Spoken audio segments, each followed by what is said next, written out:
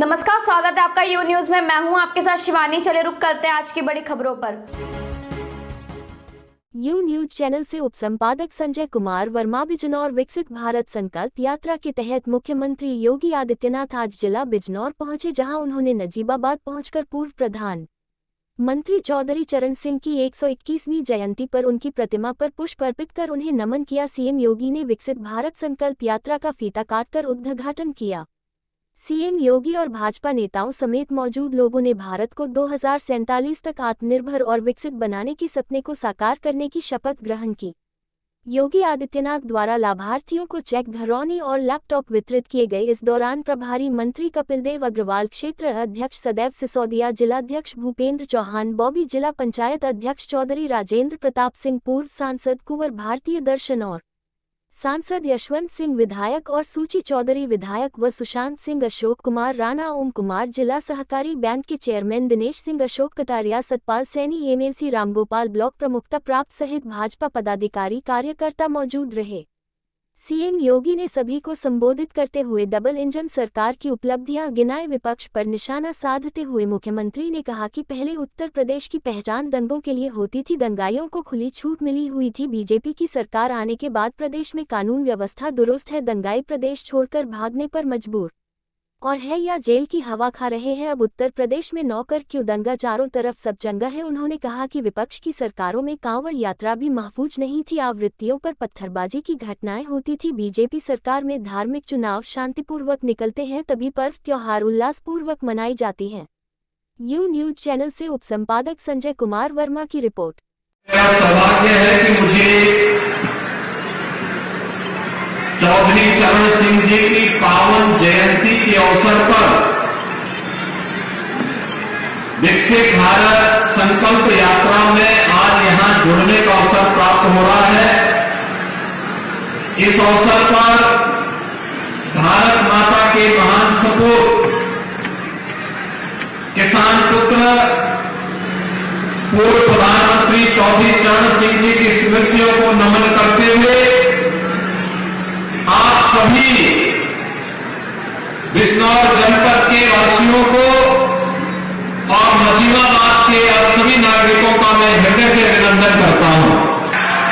भाइयों बहनों, बिजनौर लखनऊ से जितनी दूर लगता है, मुझे बिजनौर आने में और उसको और नजदीक में महसूस करता हूं और इसी का परिणाम है कि आज बिजनौर तेजी के साथ विकास की मुख्य धारा के साथ जुड़ते हुए पश्चिमी उत्तर प्रदेश का एक आदर्श जनपद बनने की ओर अग्रसर है। भाइयों बहनों, जब विकास होता है तो उसका लाभ सबको प्राप्त होता है, प्रत्येक नागरिक के जीवन में परिवर्तन आता है। लेकिन विकास की पहली शर्त होती है सुरक्षा। सुरक्षा के साथ सरकार ने पहले दिन से कह रखा है कि हमारी संवेदना गरीब के लिए है, अन्नदाता किसान के लिए है, नौजवान के लिए है, बहन बेटियों की सुरक्षा के लिए है, व्यापारियों की सुरक्षा को लेकर के है, आम नागरिक को शासन की योजनाओं का लाभ प्रदान करने को लेकर के है। हमारी संवेदना किसी माफिया, किसी अपराधी के प्रति कतई नहीं है। जीरो टॉलरेंस के साथ सरकार कार्य करेगी और अपराधी और माफियाओं से सख्ती से निपटने का काम भी करेगी। भैया बहनों, ये शक्ति का परिणाम था। एक तरफ सुरक्षा का वातावरण बना, दूसरी तरफ जिस राज्य में हर दूसरे दिन बड़े दंगे होते थे, महीनों महीनों कर्फ्यू लगा रहता था, आज उसी उत्तर प्रदेश के बारे में लोग कहने के लिए मजबूर हैं कि नो कर्फ्यू नो दंगा, यूपी में सब चंगा है ना। आज कर्फ्यू तो नहीं लगता ना, दंगा भी नहीं होता ना, कांवड़ यात्रा शांतिपूर्ण तरीके से निकल रही है ना, पर्व और त्योहार शांतिपूर्ण ढंग से मनाए जा रहे हैं ना, बेटियां सकुशल स्कूल जा पा रही है ना, कनेक्टिविटी कितनी बेहतर हुई है। बिजनौर से, मेरठ से और दिल्ली से 4 लेन की कनेक्टिविटी से नजीबाबाद भी जुड़ रहा है। तेजी के साथ इस कार्यक्रम को आगे बढ़ा रहे हैं और अभी तो हमारा प्रयास है कि गंगा एक्सप्रेसवे समय में बनकर तैयार हो जाएगी तो गंगा एक्सप्रेसवे को मेरठ से फिर इसी रास्ते हरिद्वार तक ले जाने के लिए भी कार्य प्रारंभ करें। कोई सोचता था कि बिजनौर में भी मेडिकल कॉलेज बनेगा। भाइयों बहनों, आज बिजनौर में सरकारी मेडिकल कॉलेज भी बन रहा है, प्राइवेट मेडिकल कॉलेज भी बन रहा है। यहां विकास की प्रक्रिया के साथ जुड़ते हुए एक नया परिवर्तन है और परिवर्तन तब आता है जब सरकार और समाज मिलकर के जातिवाद से, परिवारवाद से, मत और मजहब के वाद के ऊपर उठ करके विकास और खुशहाली के लिए कार्य करती है, सुरक्षा के लिए कार्य करती है। जो परिणाम इसी रूप में देखने को मिलते हैं और इसी का परिणाम है पिछले 9.5 वर्ष में प्रधानमंत्री मोदी जी के नेतृत्व में हम सबको एक नया भारत आज दिखाई देता है। एक नया भारत जिसमें सभी प्रकार की सुविधाएं भारत के नागरिक के लिए उसको सुरक्षा भी मिलेगी, उसकी समृद्धि के लिए कार्य भी होगा। इंफ्रास्ट्रक्चर के highway, railway, airport, medical college, अच्छे संस्थान भी बनेंगे। गांव को बेहतर कनेक्टिविटी भी मिलेगी और हर गरीब को बिना भेदभाव के शासन की योजनाओं का लाभ मिल करके उसके जीवन में परिवर्तन लाने का काम भी करेंगे। अब सोचिए, आजादी के बाद 70 वर्षों तक लोग क्या कर रहे थे। मोदी जी ने मात्र 9 वर्ष में 4 करोड़ गरीबों को मकान दे दिए और उत्तर प्रदेश में 6 वर्ष में 55 लाख गरीबों को एक आवास मिल गया। अब सोचिए, जिस गरीब के वहां मकान न हो, बरसात के समय उसका परिवार कैसे रहता रहा होगा। लेकिन आज उसके बाद पक्का मकान है तो परिवार भी खुशहाल है, बच्चे भी पढ़ लिख रहे हैं और साथ ही साथ उस व्यक्ति को इस बात की भी वो है कि जो मकान के लिए पूंजी बचाई थी उस पैसे का उपयोग व्यवसाय करने में वो आसानी से कर दे रहा है। जिनके घरों में शौचालय नहीं थे, क्या हाल होते रहे होंगे उन लोगों के। जिनके घर में बिजली नहीं थी, क्या हाल होते रहे होंगे। जिनके घर में उज्ज्वला योजना का कनेक्शन नहीं था, क्या हाल होते रहे होंगे। और भाइयों बहनों, कोरोना कालखंड में तो क्या काम किया सरकार ने। मोदी जी योजना बनाते थे, प्रदेश सरकार उसको प्रभावी ढंग से लागू करती थी और फिर चाहे वह फ्री में टेस्ट हो, फ्री में उपचार की व्यवस्था रही हो, फ्री में वैक्सीन रही हो, या फिर गरीब प्रधानमंत्री गरीब कल्याण अन्न योजना के माध्यम से फ्री में अन्न की योजना हर गरीब को देने का रहा हो। 15 करोड़ गरीब उत्तर प्रदेश के अंदर और 80 करोड़ लोग देश के अंदर इस योजना का लाभ लिए। हर महामारी में लोग भूखों मरते थे। पहली बार हुआ कोरोना दुनिया की सबसे बड़ी महामारी थी इस सदी की। और भाइयों बहनों, भूख से कोई मौत नहीं हुई, उपचार के अभाव में कोई मौत नहीं हुई। और ठीक है, पहले से बीमारी ज्यादा रही होगी, कोरोना की चपेट में आया होगा, गंभीर रूप से व्यक्ति बीमारी की चपेट में रहा होगा, लेकिन भूख और बीमारी के कारण कोई मौत नहीं होगी। इस बात की गारंटी ये डबल इंजन की सरकार देने के लिए आपके पास आई थी और इसीलिए आई है। विरासत का सम्मान कैसे होना चाहिए। आज मैं इससे पहले दिनारी मुरादाबाद में चौधरी चरण सिंह जी की 51 फीट मूर्ति का अनावरण करके आया हूं। 51 फीट ऊंची। और भाइयों बहनों, हम लोग यहां पे बुजुर्ग कुटी के पुनरुद्धार का काम भी कर रहे हैं। मैं जब भी यहां आता था श्री अशोक कटारिया जी इस बात को कहते थे, अशोक राणा जी इस बात को कहते थे, सुशांत समय इस बात को कहते थे, या फिर सुची चौधरी जी इसी बात को कहते थे कि आखिर इनका भी इतने पुराने 5000 वर्षों का लिखित इतिहास जो हमारे पास है, आज हम उसका पुनरुद्धार की कार्रवाई भी कर रहे हैं। और यहां के मेडिकल कॉलेज का नामकरण भी हम लोगों ने महात्मा विदुर के नाम पर ही किया है। वन डिस्ट्रिक्ट वन प्रोडक्ट में यहां के उद्यमियों को एक नई गति मिली है, एक नया स्थान मिला, आगे बढ़ने के लिए एक नई प्रेरणा मिली है।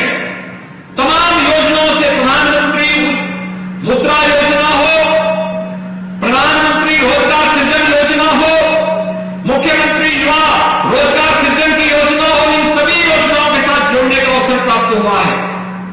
तो जीवन सुरक्षा बीमा योजना व्यक्ति को 2 लाख रुपए की सुरक्षा बीमा का कवर भी दे रहा है।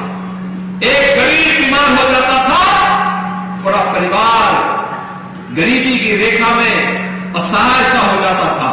आज हर गरीब को 5 लाख रुपए की सालाना स्वास्थ्य बीमा का कवर, आपने देखा होगा वह लाभार्थी जब मंच पे आया था, मैं भी आपकी तरह सामने बैठकर इसीलिए सुनना चाहता था। उस गरीब की पीड़ा क्या है? वह गरीब जिसके घर में कोई बीमार होता था, पैसा नहीं होता था, कहां जाएगा? और इसलिए सरकार ने कहा नहीं, हम उसके साथ खड़े हैं। और आपने देखा होगा पथरी का ऑपरेशन कार्ड लेके गया, फ्री में हो गया। 5 लाख रुपए हर साल 5 लाख रुपए की सुरक्षा बीमा कवर मिलेगी। और इसके लिए 10 करोड़ लोग उत्तर प्रदेश में, 50 करोड़ लोग देश में इस सुविधा का लाभ ले रहे हैं। पहले के लोगों ने क्यों नहीं दिया? पहले की सरकारें गरीब को भूखों मार देती थी, बीमारी से मार देती थी, मकान से हवा मार देती थी, कुछ चुनिंदा लोगों को मिलती थी, युवाओं को नौकरी नहीं मिलती थी। और कांवड़ यात्रा निकालने की कोई बात करता था तो झूठे मुकदमे ला देती थी। आज तो कांवड़ यात्रा भी निकल रही है और अयोध्या में राम मंदिर का निर्माण भी हो रहा है। भाइयों बहनों, सरकार आपकी यात्रा का भी सम्मान कर रही है, सुरक्षा का माहौल भी दे रही है, युवाओं को रोजगार भी दे रही है। पुलिस की भर्ती में आपने देखा होगा, हमने अब तक 1,64,000 भर्ती अकेले पुलिस में की है और कुल 6 लाख सरकारी नौकरी दी है।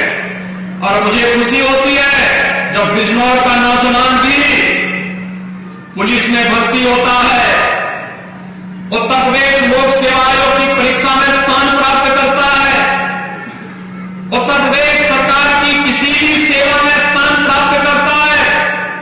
और बिजनौर को भी मैं अपने हाथों से सर्टिफिकेट देता हूं, नियुक्ति पत्र देता हूं, और उस समय बुला के पूछता हूं कहां गए, कहता बिजनौर का।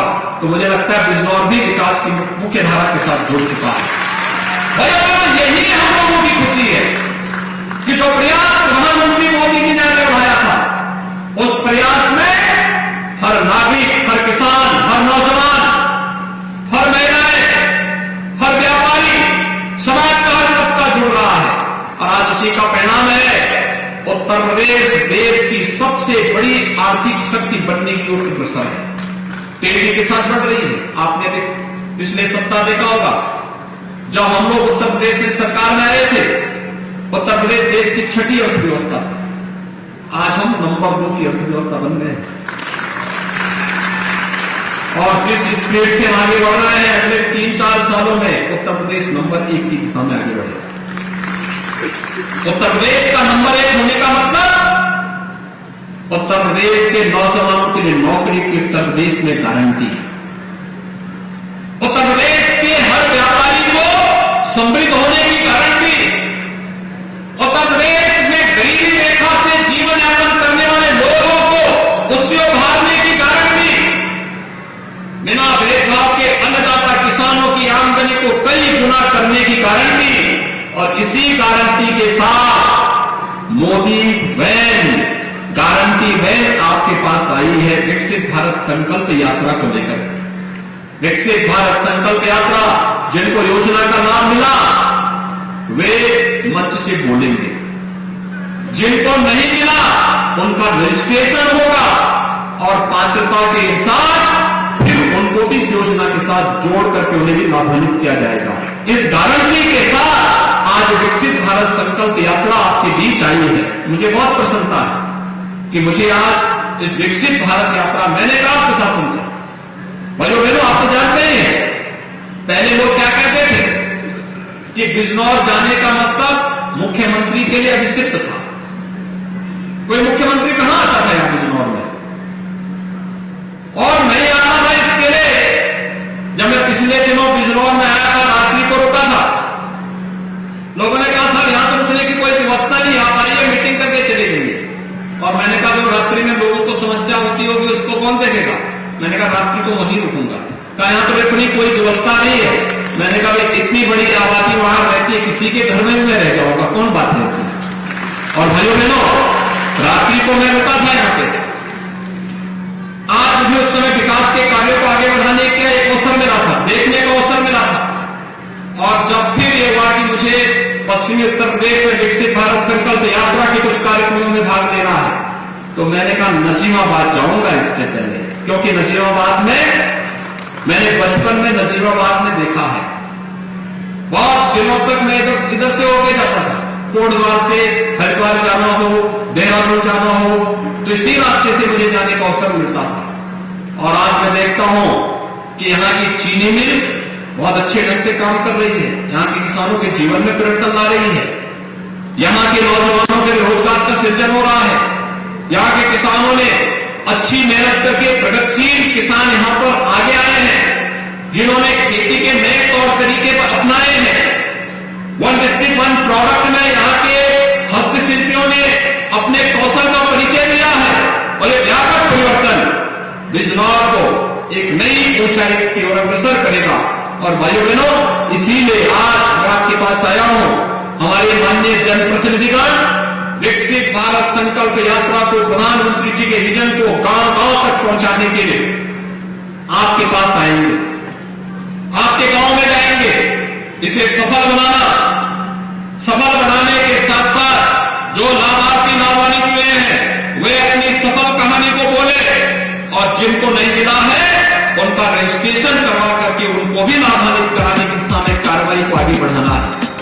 युवाओं को माई युवा भारत के साथ जुड़ना, और उसके माध्यम से युवा स्टार्टअप के बल पर भारत को 2027 में दुनिया की तीसरी बड़ी अर्थव्यवस्था के रूप में प्रधानमंत्री मोदी जी के नेतृत्व में स्थापित करने के संकल्प के साथ हमें आगे बढ़ना है। और इसीलिए आज मुझे यहां पर आने का अवसर प्राप्त हुआ है।